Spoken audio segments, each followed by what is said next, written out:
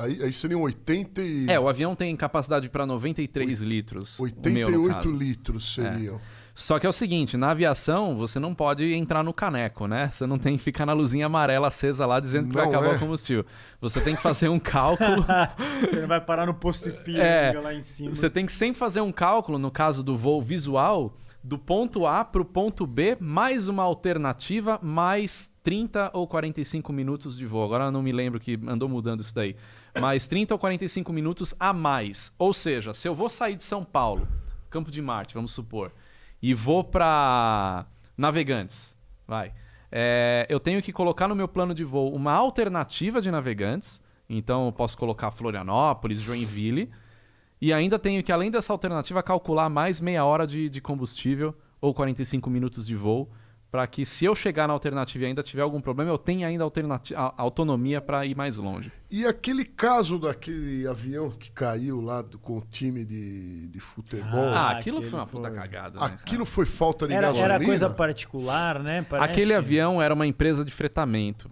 E aquele avião era fretado, ele não é uma companhia aérea de voo regular, né? O que é o voo regular? O voo regular é o que tem hora e dia definido. Então o voo da Azul sai todo dia às 10 da manhã. Isso é um voo regular. O voo de fretamento não, o voo de táxi aéreo, você freta o avião e faz o voo a hora que você precisar. Só que ali, o cara já tinha feito aquilo algumas vezes, né? De ele ir quase que chegar na banguela ali, né? Chegar, descer... Chegar planando. O que aconteceu ali foi o seguinte, quando ele chegou, tinha um avião em prioridade. Um outro avião pediu prioridade para o controle. E o controle deu prioridade para esse avião. Aí ele precisou entrar em espera. E essa espera foi suficiente para ele queimar o resto que tinha e não dava. Só que ele podia ter declarado emergência. E aí? Só que se ele declara emergência, isso entra em investigação. Por que foi declarada emergência? E aí podiam constatar que o tanque estava seco, né? Ele ia pousar, ia salvar todo mundo. Pô, você declarou emergência por pane seca.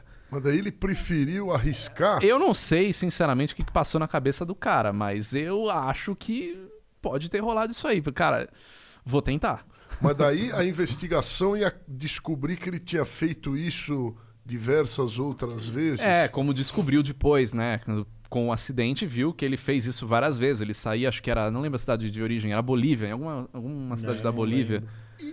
E se me fala uma coisa, se o piloto ele vê, tá com um problema, ele fala, mano, vou pousar de qualquer jeito, foda-se... Declara emergência. Foda-se a torre.